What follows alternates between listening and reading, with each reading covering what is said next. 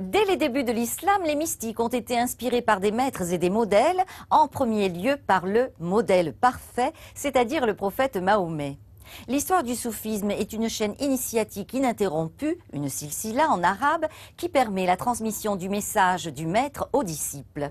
Aujourd'hui, l'émission Islam nous propose le deuxième épisode de la série sur la spiritualité en islam.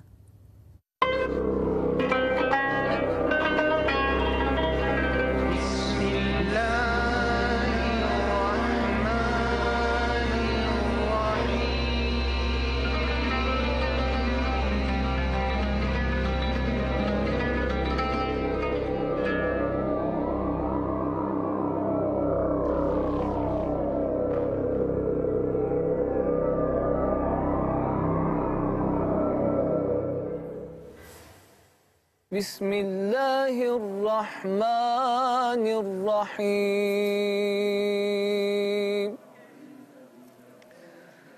في بيوت أذن الله أن ترفع ويذكر فيها اسمه.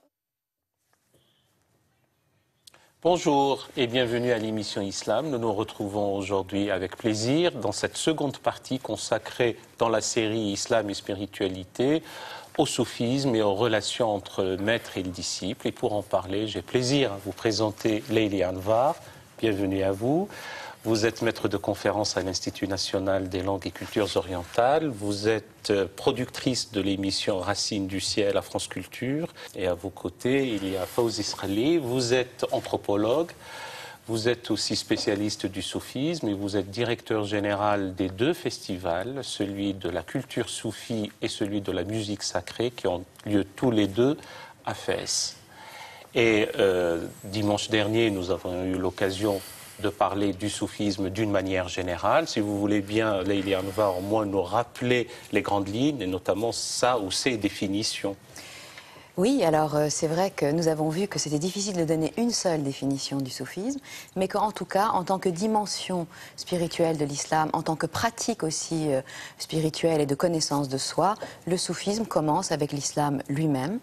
Il en est peut-être l'émanation, une sorte de quintessence spirituelle, et ça a continué jusqu'à nos jours. Ce qui est certain, c'est que c'est toujours une recherche du détachement, du travail intérieur, de connaissance de soi, de pureté, d'éthique et d'oraison permanente, c'est-à-dire de rendre présent le divin à chaque instant de notre vie. Je ne sais pas si ça résume, mais en tout cas, on a évoqué toutes ces choses. Si vous l'avez si bien fait, et c'est une bonne synthèse de ce qui a pu être dit dimanche dernier.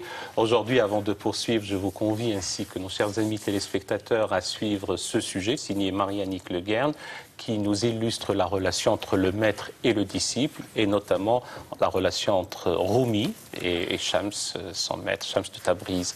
Regardez.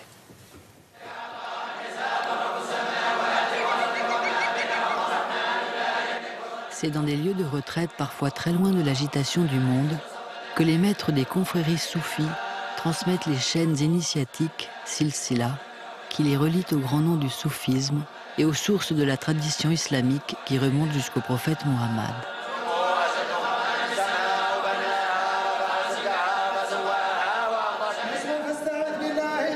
À travers des séances de zikr, l'élève est initié par un maître spirituel, comme Al-Hajj l'a été par Junaïd, ou comme Rumi, le Mevlana de Konya, a été initié par le maître Shems, qui lui a fait découvrir les voies de l'extase mystique.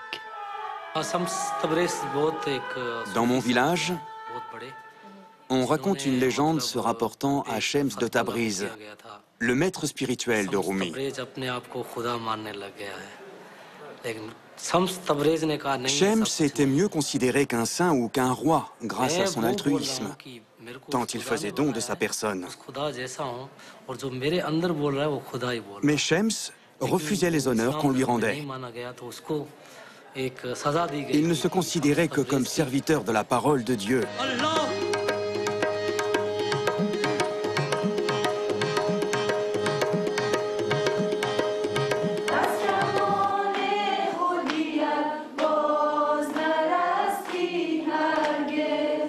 نرسد بر هدف لوح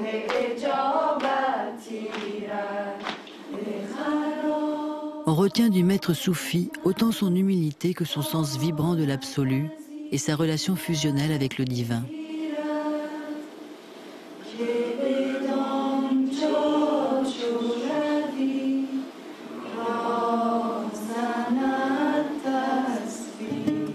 On le vénère parfois à l'égal d'un saint, en particulier au Maghreb, où les tombeaux de maîtres soufis sont devenus de hauts lieux de pèlerinage, fréquentés par des milliers de fidèles.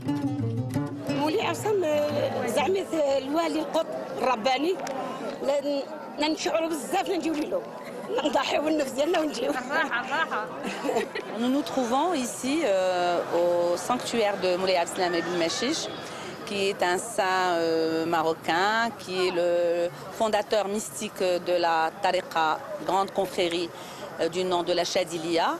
Le message de Moulay Abdeslam pourrait être défini comme un message d'amour, un message d'ouverture, un message d'échange avec l'autre, de tolérance. Donc toutes ces valeurs qui sont inhérentes à la doctrine de son existence.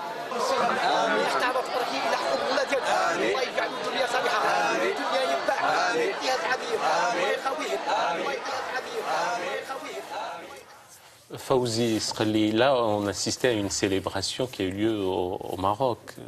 Oui, tout à fait. Ben, vous savez, le soufisme est très présent dans beaucoup de pays de l'islam et au Maroc depuis des siècles, et toujours vivant.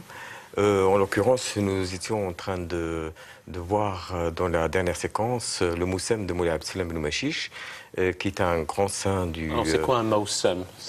Alors c'est une sorte de grande cérémonie, de fête patronale, mais qui est aussi l'occasion, évidemment, de faire des prières, d'avoir une ferveur spirituelle.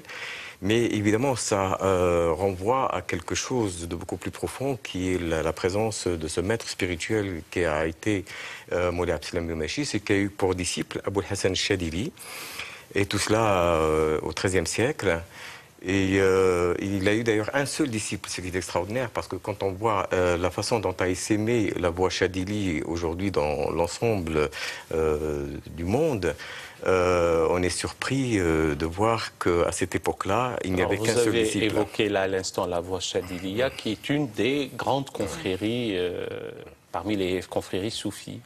Absolument, mais il y en a d'autres. Il y a la Qadiria. D'ailleurs, plus on remonte dans le temps, et plus ces voies convergent, puisque finalement, elles viennent de la même source prophétique. Et donc, on va voir tous les liens qui se sont tissés à travers différents moments dans le temps et aussi dans l'espace. Et vous avez donc, en l'occurrence, la voie Qadiria, qui d'une certaine façon a influencé à travers Sidi Boumdi El Raout, Moulay Abdeslam Ibn Mashish.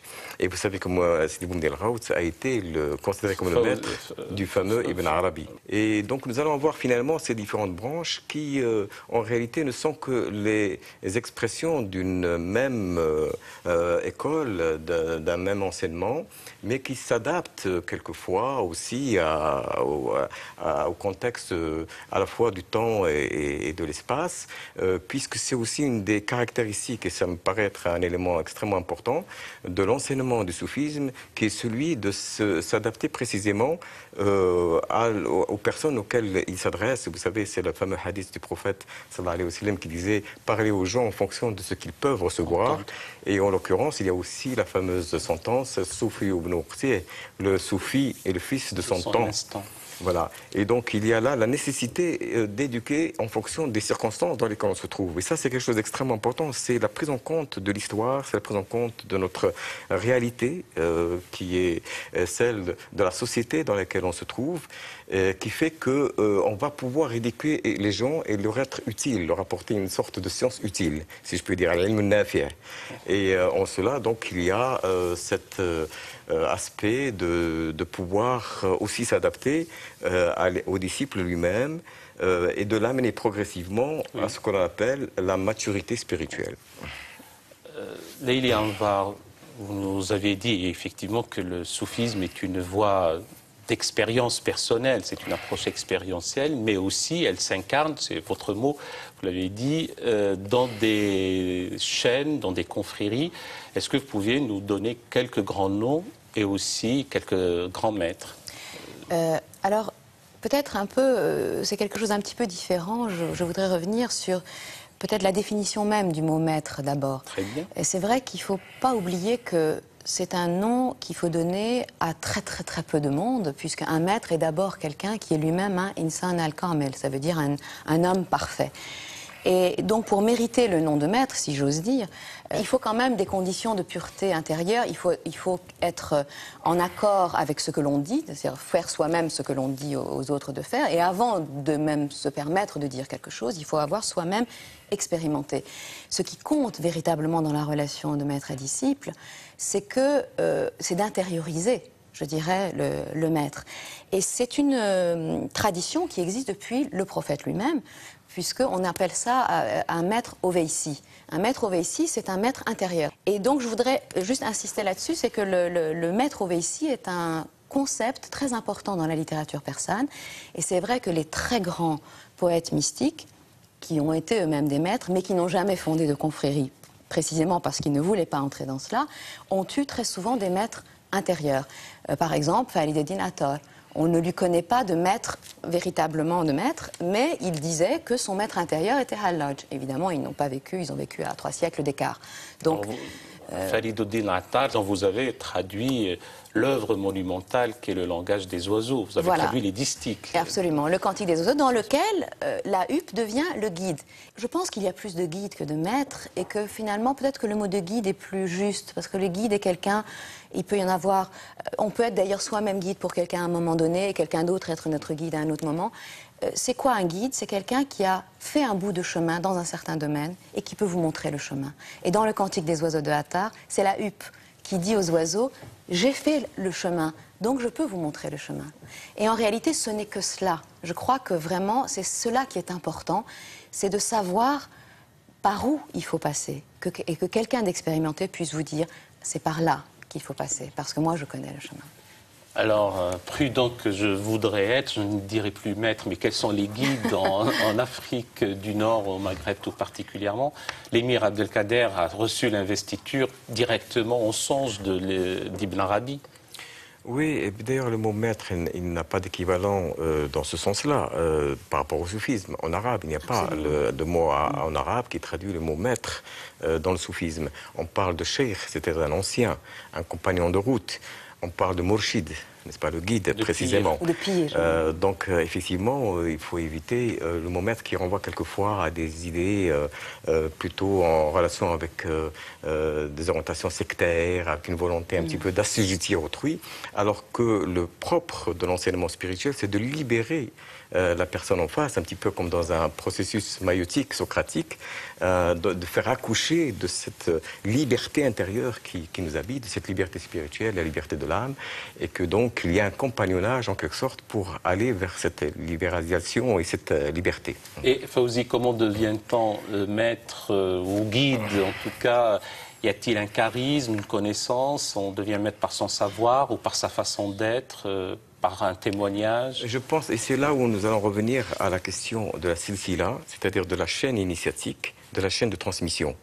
Je pense qu'il est assez, quelquefois, dangereux, si je puis dire, de pouvoir s'attribuer une qualité quelconque. D'ailleurs, dans une voie où le principe est la libération de son ego, s'attribuer une fonction justement de maître est plus que problématique. Et donc en réalité, nul en quelque sorte ne peut être guide s'il a décidé de l'être lui-même. Ça ne peut être qu'attribué par autrui, et c'est là le sens de la transmission. C'est-à-dire c'est quelqu'un qui juge de l'extérieur que quelqu'un est suffisamment cheminé, et c'est suffisamment, si je puis dire, qualifié spirituellement, et c'est suffisamment justement dépossédé de son ego de manière à ne plus pouvoir se prétendre à quelque autorité ou à quelque volonté de pouvoir, justement, qu'il puisse être justement préparé et disposé à pouvoir jouer ce rôle justement de guidance dont a parlé Emilia. Mais simplement avoir quelqu'un qui est une espèce de Superman, qui est parfait. D'ailleurs, le mot parfait aussi, comme le mot maître, peut prêter à confusion, puisqu'il n'y a pas d'être parfait. On peut parler d'un être accompli, si je peux dire, qui accomplit tout ce que notre humanité peut porter de potentialité spirituelle. Mais évidemment, la perfection n'appartient qu'à Dieu. On y temps asymptotiquement. Avant de poursuivre, nous arrivons à ce stade de l'émission au second sujet, toujours signé Mariannick Leguin, qui va nous donner quelques illustrations de célébration des confréries soufis avec des pratiques de cette tradition multiséculaire. Regardez.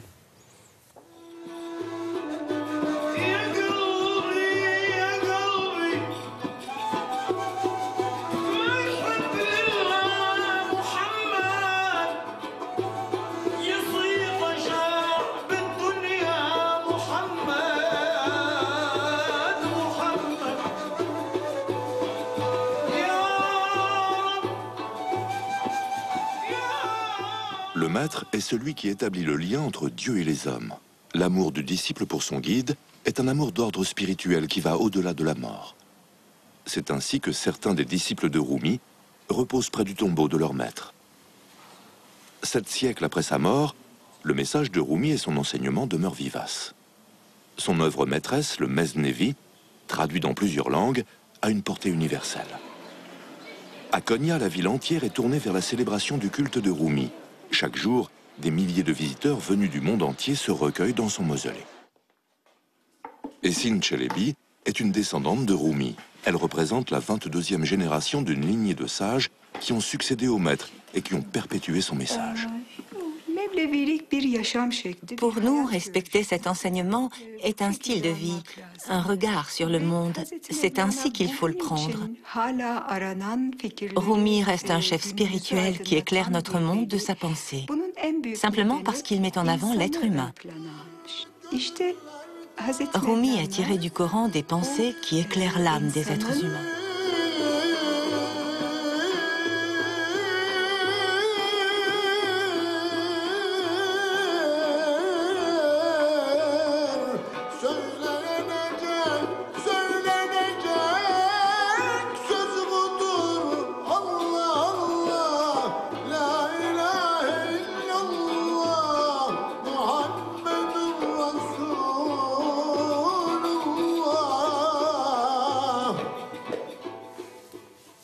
Léonie Anvar, vous qui êtes spécialiste de Rumi, Rumi est devenu lui-même, en tout cas un maître, un guide spirituel avec une œuvre monumentale.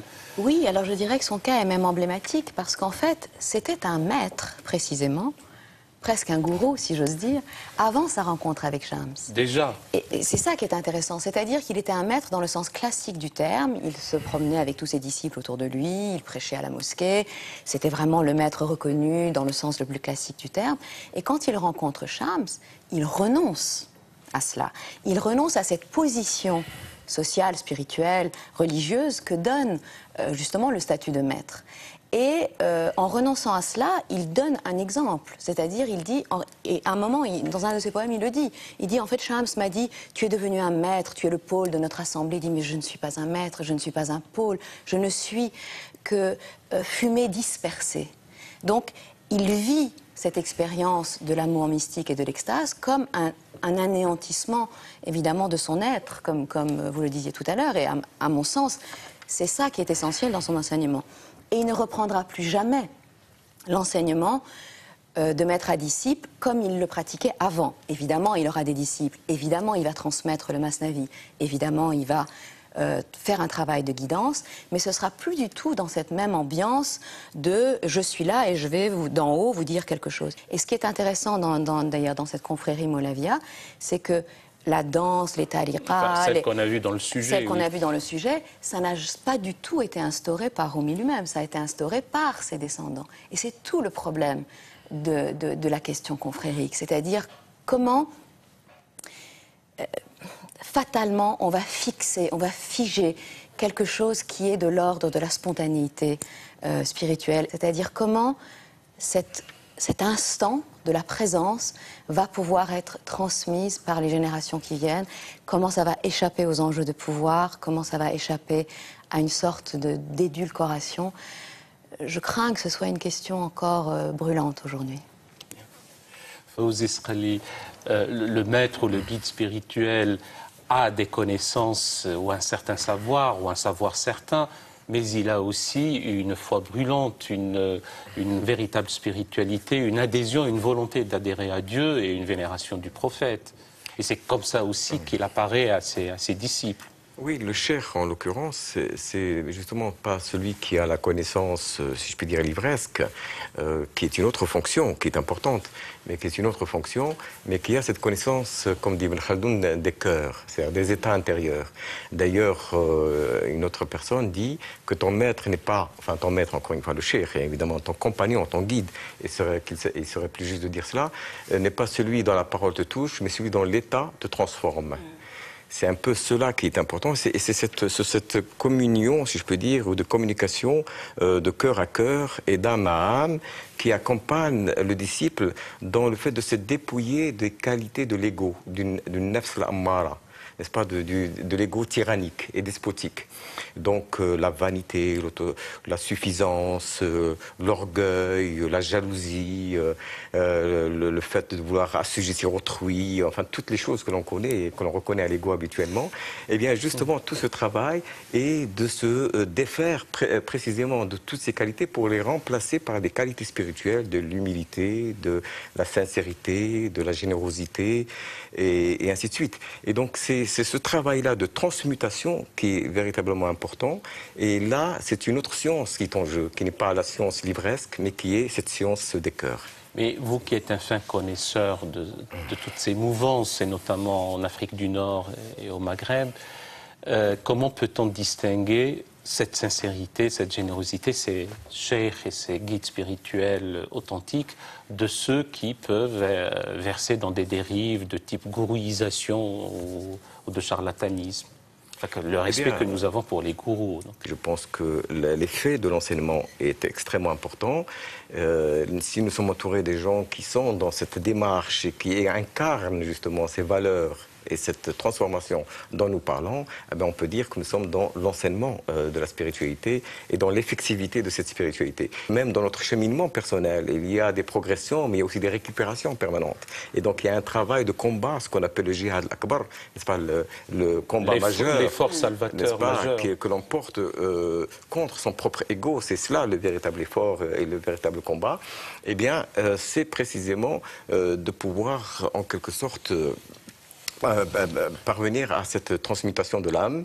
Et je pense que il y a effectivement, comme d'ailleurs pour les religions elles-mêmes, n'est-ce pas, les religions par exemple sont récupérées par des sectes depuis toujours, qui parlent le même langage, qui miment les mêmes rituels, mais qui en réalité sont des affaires de pouvoir, évidemment qui sont éminemment dangereuses, puisqu'il s'agit en quelque sorte d'assujettir l'âme d'autrui et le mental et la psychologie dans ce que autrui et ce que l'humain a de plus précieux.